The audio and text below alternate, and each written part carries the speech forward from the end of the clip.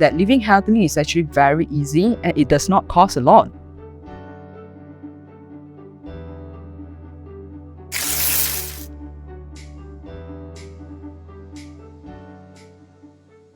I think first of all is definitely my well-being routine. I think since young, especially largely influenced by my parents, I've started to practice healthy living. Especially, I think first of all is to eat good food. Try to select especially the natural food and all that. And then occasionally, yes, we enjoy some what we call as cheat food, sometimes once in a while just to have fun.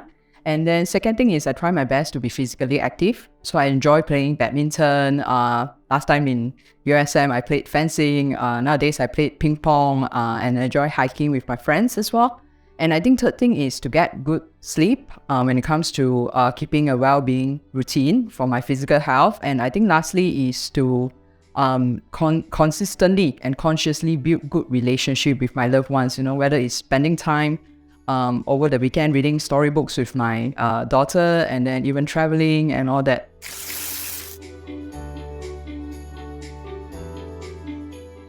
That's a wonderful question, isn't it?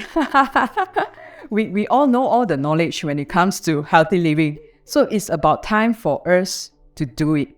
And I think one of the key things I wanted to share, not to say advice, but more like sharing with them, is to really start young and to start now, wherever they are.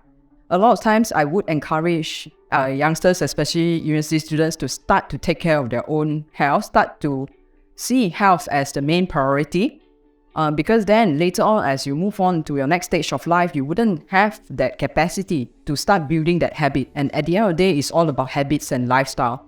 So I would really encourage them to start young. And a lot of people would say that living healthily is very expensive, it's very hard. It's not. I just want to share with them, debunk the myth that living healthily is actually very easy and it does not cost a lot. And the second thing is definitely keeping a healthy, physically active lifestyle.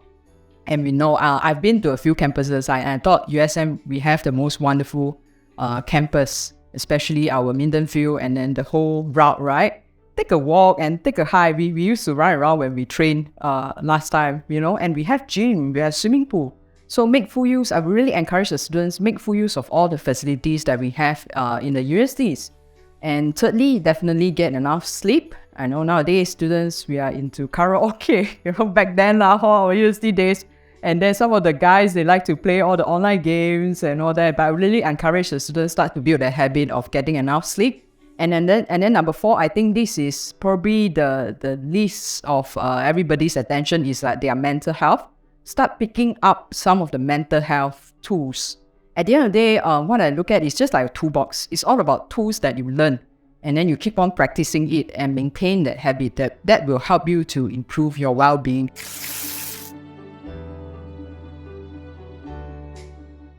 I think it's because of my experience back then in the government hospital. When I was trained as the trainee pharmacist in Penang GH, and then after that I served as a ward pharmacist at Khor Xin Yun Hospital. I think those days, the real life experience really shaped my purpose and my goals in life. Why I would share that is because through those experiences, I really understand the importance of preventive care. I kept asking myself, is there a better solution to handle all these things and to help these people? So one of the things that I noticed was actually to venture into preventive care. We need to move upstream to get these people to start practicing healthy lifestyle, to change their habits, or even if they have diabetes, to better manage their disease so that we can halt the progression of these lifestyle diseases. So since then, I keep on exploring different solutions and develop a very strong interest and passion into preventive care and using digital health as a solution. So after that, I left the government hospital. I co-founded a digital health company called Walnut Wellness. So we mainly leverage on digital technology, service design, and community networks to help corporate employees to improve their health, as well as to foster community health engagements by engaging the community pharmacies and insurers.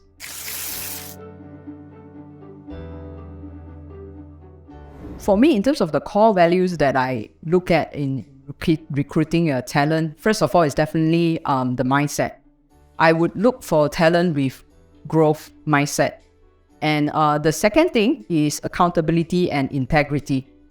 I believe this attitude and value is very important for everyone, because this is where people can do the right thing even behind closed doors. And to me, I don't believe in micromanaging. It's always about empowering. And in terms of advice for students who like to venture into my line, right? I would say, I think first of all, it's not necessary that my line is suitable for everyone. So I would definitely encourage them to reflect back on their own life goals and their own capacity, capabilities, and their strength, whether this path is something that they would like to move forward. If yes, if they are interested in preventive care, NCD care, or even entrepreneurship and digital health, perhaps one of the suggestions that I have is they need to know the industry, especially industry like health industries. It would be great if they have related degree or postgraduate studies, and to get practical experiences, or rather to venture into my line, I would suggest the students to also build out their leadership and management skills. I think this for a lot of the for a lot of industry is also very, very important. And number 5, I think the most important thing is resilience. To just keep going, no matter what obstacles that we face. Is about, keep learning and going and growing.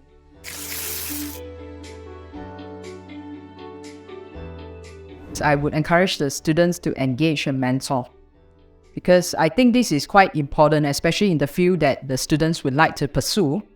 It would be great if they can engage a mentor. It can be a senior, from the university's people that you know, or it can be even from LinkedIn. Right now, we have all these professional social media engagement platforms. Just hop on to LinkedIn, look at some of the people or experts in the market and just drop them a line. I'm pretty sure a lot of people would love to help their juniors to build out their career and even their life. The second thing is, I think probably is a balance between academic studies and their co-curriculum activities.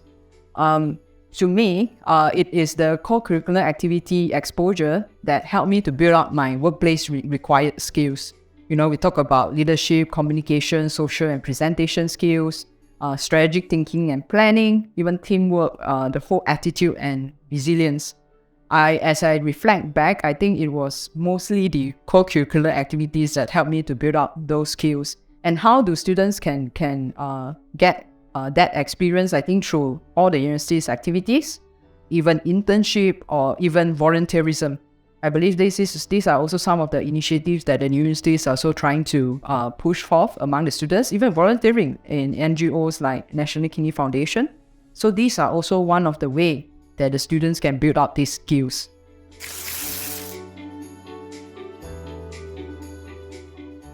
Campus life, we can kind of differentiate it as our academic as well as our co-curriculum.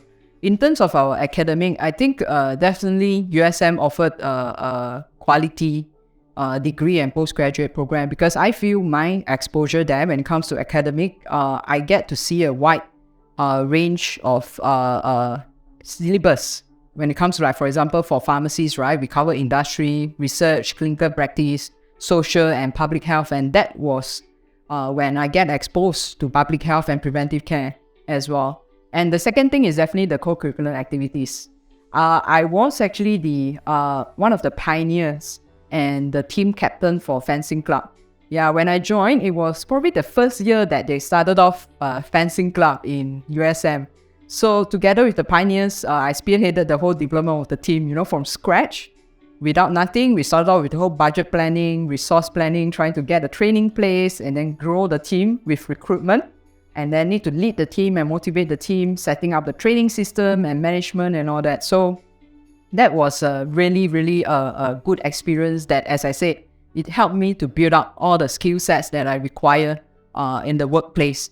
And then I was also part of the startup group for Green Lung Association. I believe you're also aware, it's a youth movement for tobacco control that advocates for tobacco-free environment. So it was started off in the, I think, Pusat Racun Negara. So my university friends and myself, we were part of the startup group to started off that association.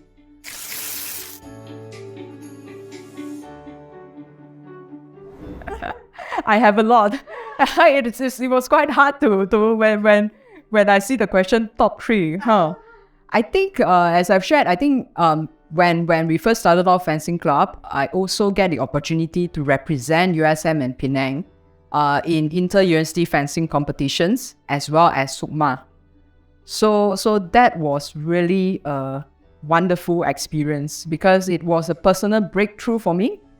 Because I used to play badminton back then in secondary school, so I did not really achieve a lot. But when I was in universities, then it was a personal breakthrough for me to be able to represent the states to a national level competition. And the thing is, I just pick up the sport for months. In a few months' time, I pick up the sports, and because I have, I have experience playing other sports, so it's quite easy for me to pick up another sport. And that was really a wonderful experience, being able to represent university as well as the state to the competitions. And I think second thing is the Asia Pacific Pharmaceutical Symposium, because it helped me to build out the capacity and I think most importantly the belief in my own self-capabilities that I can also, together with other teammates, manage huge events at that scale. So those two are really great, memorable experiences for me. And other than that, I also had the opportunity to went on a 1-month student exchange program at the United States, USA. So it was a 1-month student exchange program to USA, sponsored partly by USM also. So thank you very much, USM, for that. It gave me the opportunity to get exposed to overseas systems and practices.